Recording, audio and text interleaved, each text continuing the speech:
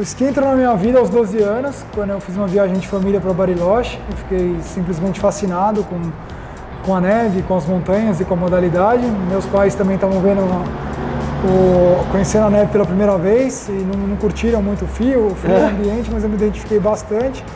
Aí não tive muitas outras oportunidades de esquiar até os 18, 19 anos, quando eu fui fazer um intercâmbio nos Estados Unidos.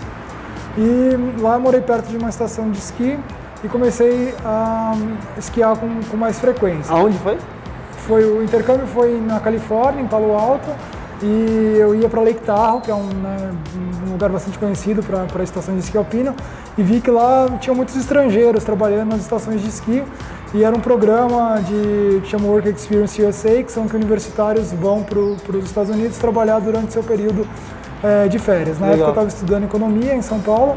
Falei, pô, essa aqui é uma oportunidade bacana para eu ir atrás de esquiar mais vezes e conseguir financiar também a prática da modalidade que acaba sendo um pouco pro cara. E aí com isso eu fui, me inscrevi no programa, participei de uma temporada lá. Nessa temporada eu trabalhei numa escolinha de esqui, ajudando os professores e cuidando da criançada. Acabei fazendo o curso de instrutor de esqui nos Estados Unidos e tirei minha certificação lá, que é o PSIA, que é o Professional Ski Instructor of America. Com isso eu consegui tirar o visto de trabalho, comecei a ir, eu fiz isso durante 6 temporadas de inverno, fiquei trabalhando nos Estados Unidos. Conheci o cross country assim também, sempre gostei de modalidades de endurance, de fazer corrida, fiz um pouquinho de triatlon, bike para competir, para participar dos campeonatos. E aí começou o sonho olímpico, né? Isso foi quando, mais ou menos? Isso foi em 2005, quando eu comecei essa transição, na verdade. Eu trabalhei nos Estados Unidos de 2000 até 2008, né? Ter receitas que fiz completas, que foi 2006 e 2010, fechando com a participação nos Jogos Olímpicos de Vancouver e depois no ciclo 2010-2014, fechando com a participação em Sochi 2014. Como é para um brasileiro participar dos Jogos Olímpicos de Inverno? Conta um pouquinho, para quem não conhece tanto, como é que é essa experiência, a diferença um pouco que a gente está acostumado, entre aspas, né? O nosso país tem a cultura dos esportes de verão. Conta um pouquinho sobre a sua experiência de ter passado por isso. E a gente ser visto como aquele Jamaica abaixo de zero, que parece que a gente está numa aventura. Acho que hoje a gente tem um programa estruturado, desempenho satisfatório. Ninguém conhecia muita modalidade aqui no Brasil, então eu tive dificuldade de encontrar profissionais capacitados na época, eu mesmo, que as pessoas olhavam diferente pra gente, mas eu achava que elas estavam olhando, tipo, o que esse cara está fazendo aqui, era o contrário, tipo, era valorizando. Eu falei, pô, se eu estivesse na situação dessa pessoa, talvez eu não estivesse aqui me dedicando tanto para ainda não ter chances de estar disputando uma medalha ou de estar disputando que seja um top 30 numa Olimpíada. Hoje eu reconheço muito, fiz muitos amigos nessa jornada na Europa, muitos deles hoje já trabalharam com a CBDN em ocasiões pontuais. Hoje a gente troca informações quando a gente está no circuito mundial aí se cruzando, então foram pessoas que auxiliaram muito no início e até hoje colaboram de alguma forma com o desenvolvimento do esporte, mas acho que é isso, foi uma aventura, mas que serviu para coletar muitas informações e para organizar muita coisa para o que eu faço hoje na minha vida profissional, juntamente com a Confederação Brasileira de Esportes na Neve. Entender ali como é que funciona o cenário e aí também poder trazer aqui para o nosso país. Ainda sobre o esqui, qual que é a parte que você mais gosta, assim pensando num olhar romântico de ver o seu esporte? Qual foi o bichinho que te picou ali quando você passou a fazer o esqui? Então, o esqui, o bichinho que pica para mim, no caso, foi o estilo de vida, as montanhas, você tá em lugares super remotos, numa paz total, né, em contato com a natureza. Isso foi o que sempre me chamou a atenção e eu tenho que ser honesto que hoje, muitas vezes, a realidade é bem longe disso, né? Então você vai para uma competição muito grande e tá todo mundo no mesmo local, assim, as competições são cada vez em circuitos menores, então para ter a atração do público, para ter a cobertura da mídia, isso é natural do esporte, porque também precisa de financiamento, então deixa de ter aquele romantismo, né? Começa a ser muito mais profissional, mas o que me chamou mais a atenção no início era isso, né? Era isso de estar ao ar livre, de estar praticando uma mentalidade em contato com a natureza, então aquela sensação de liberdade, tudo isso me chamou a atenção. E hoje eu entendo que você pode fazer os dois, né? No final, assim, é importante ter a parte competitiva e é isso que a gente trabalha, né? E objetivo final, mas tem aqueles momentos de extrema satisfação também. Então eu tenho momentos marcantes assim, na minha carreira de saídas de esqui por, sei lá, 6, 7, 8 horas esquiando sem parar, assim, cerca de 80 quilômetros, assim, e aquele sentimento, sabe, que aquele é o seu momento, enfim, depois você vai, que nem quando você está trabalhando e quando você está se divertindo. Lógico, você gosta de trabalhar também com algo que te faz prazer, mas você tem, muitas vezes você separa os dois momentos com objetivos diferentes. Para fechar então esse papo sobre a sua carreira especificamente, qual que é o momento que você lembra com mais carinho, assim? Acho que você acha o auge da sua carreira e conta um pouquinho do contexto de como foi. Sabe quando você deita, você pensa assim, cara, aquilo lá eu guardo com carinho, eu tava voando, literalmente. Eu não sei se seria o auge da minha carreira, mas eu tenho 3 momentos marcantes na minha carreira. Um deles é a abertura dos Jogos Olímpicos de 2010 em Vancouver, que, cara, é cena de filme. A hora que você entra no estádio, assim, 50 mil pessoas assistindo, passando aquele filme na cabeça, sabe, que você sempre vê na televisão. Puta, e aí chama, e agora o Brasil, daí tipo, fala o nome do seu país, você entra naquele estádio, de arrepiar mesmo. Minha família estava lá em Vancouver assistindo, abanando a bandeira, então pra mim foi um momento realmente muito marcante, sabe, muito especial, que eu tenho muito fresco na memória, que foi muito gostoso. Um outro foi o Campeonato Mundial de Cross Country 2011 na Noruega. A Noruega é o país mais tradicional do ski cross country, assim, as pessoas são fanáticas, é o esporte número 1, que nem o futebol pra gente. Caramba! Então, cara, na prova que eu participei lá de 30 quilômetros, tinham 70 mil pessoas no estádio. Então, assim, 70 mil pessoas no estádio. Assistindo a competição, né? E me torcendo pra todo mundo. Então, assim, pra mim aquele momento também é muito marcante, porque é um jogo de futebol, você correndo e as pessoas ali gritando, sabe, muito perto do estádio, 15 mil pessoas no estádio e mais 55 mil pessoas espalhadas pela pista inteira. Então isso aí também foi o meu melhor momento assim, competitivo, estando numa prova, entendeu? Porque aquela torcida eu nunca tinha escutado algo parecido. E o terceiro momento, para encerrar, eu acho que é a minha participação em Sochi, né?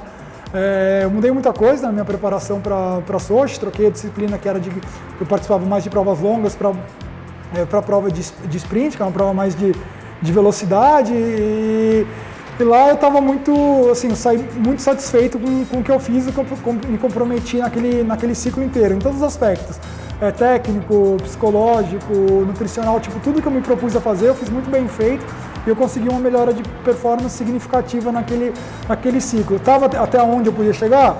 Talvez ainda não. Podia ir além? Podia, mas foi um momento que, assim, até o que eu podia ter feito até aquele momento, eu estava muito satisfeito. Então foi a minha última prova séria, competitiva, entendeu? Que eu cheguei e falei, putz, beleza, tudo que eu me propus fazer até esse momento eu consegui fazer bem feito. Aí eu já estava com 34 anos, falei, daqui para frente, ainda vale o esforço? Aí eu tive que balancear se eu queria continuar mais tempo ou dar alguns outros passos, mas na minha vida profissional e pessoal também.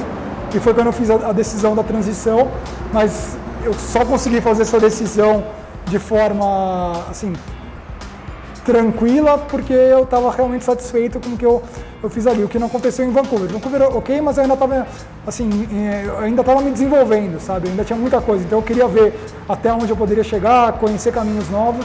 E em Sochi eu estava bem satisfeito, achando que eu sabia os caminhos se eu quisesse continuar, mas também tudo que eu tinha feito até ali tinha valido a pena. Então são esses 3 momentos.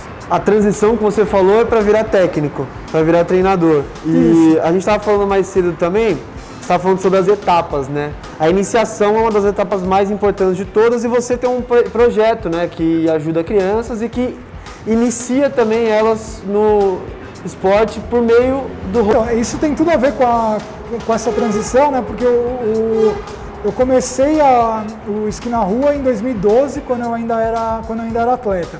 Então, com certeza, isso pesou bastante na hora da minha decisão, né, de deixar o esporte competitivo como atleta e passar a exercer outras funções. Então, o esqui na rua, para quem não conhece, é um campus para treinamento de roller ski, de bike, que isso em São Paulo é muito comum, treinar no campus da USP.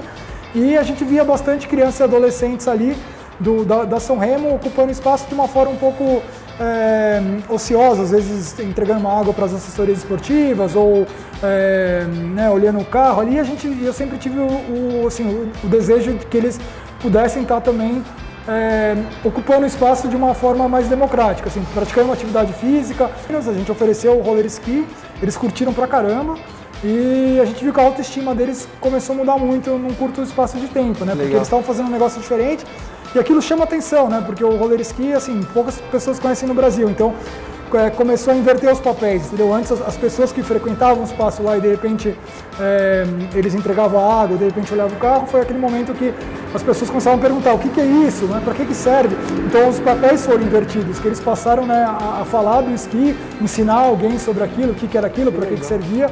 E a gente falou, pô, tivemos uma ideia legal, vamos tentar estruturar aquele projeto. E aí fomos atrás de apoios, né, de forma que o projeto pudesse ser algo mais realmente estruturado, educacional, né, usando o esporte como uma ferramenta de inclusão e não só uma atividade esportiva.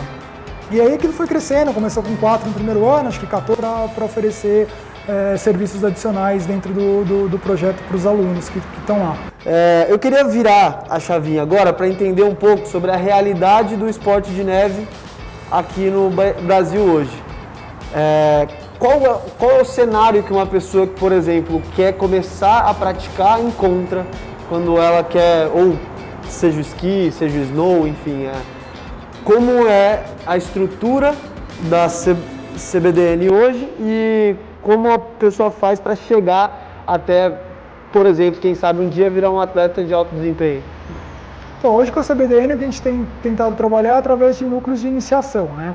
Então são locais, cidades onde a gente tem atividade onde a pessoa pode iniciar, passar pelo desenvolvimento e depois no programa de treinamento também. Então hoje basicamente a gente tem 2, né, núcleos de iniciação, que é um em São Paulo, em parceria com o Esqui na Rua, onde estão a maioria dos atletas, né, inclusive alguns deles já participaram de Jogos Olímpicos, Victor em 2018, o Atair Jogos Olímpicos da Juventude em 2016, o Raik nos Jogos da Juventude em 2020, enfim, tem muitos atletas de lá têm seguido esse caminho mais competitivo, fazendo a iniciação pelo esqui na rua, indo para o caminho competitivo e depois chegando no esporte de rendimento, né, de desempenho. Em Jundiaí a gente tem um núcleo de iniciação também, onde pode ser feita a iniciação e o desenvolvimento.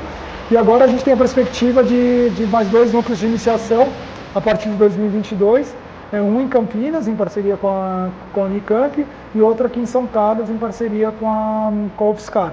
Então, basicamente, esses são os caminhos. A gente usa bastante aqui o centro de treinamento em São Carlos, né, para os training camps. Então, os atletas que treinam regularmente em São Paulo e em Jundiaí hoje se juntam em alguns momentos do ano aqui, para a gente fazer a intensificação do treinamento. Então, eles passam aqui, às vezes, 1 semana, 2 semanas, para intensificação do treinamento e também para as competições, que a gente faz 4 etapas do circuito brasileiro de roller ski por ano, todas elas aqui em São Carlos, e aí também que a gente identifica aqueles atletas que começam a se destacar no ambiente competitivo e selecionar eles para participar das viagens em training camps na neve e competições eventualmente na neve também.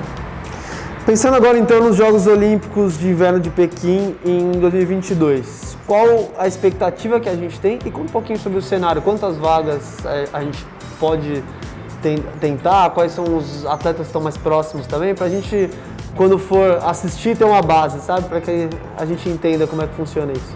Então, hoje o número de vagas já foi fechado, né, pelos resultados das últimas temporadas, que era baseado no ranking de nações. Então, no masculino a gente tem 1 vaga confirmada e no feminino a gente tem 2 vagas confirmadas. No masculino a gente tem 2 atletas hoje com o índice A, você tem a marca A e o índice A e o índice B para os Jogos Olímpicos. A gente tem 2 atletas com o índice A, que seriam média de pontos abaixo de 100 pontos, que é o Manesh Silva e o Steve Hiestand. Então os 2 estão brigando hoje diretamente pela vaga e vai depender do resultado deles na neve. São as 6 competições, melhores competições deles, a média delas vai definir o atleta que vai representar o Brasil no masculino. É o primeiro Jogos que o Brasil tem 2 atletas com índice A disputando a vaga, todos os outros jogos que a gente participou foi com atletas indo com índice B, então a perspectiva, né, tanto de colocações como de pontuação FIS é maior nesses jogos, porque eles já chegam melhor ranqueados para os jogos, né? E logicamente também mais preparadas. E aí no feminino, hoje a gente tem 4 atletas com índice B, né? A Jaqueline Mourão, a Bruna Moura, a Milene Piscin e a Eduarda Rivera, só que as 4 com índice B.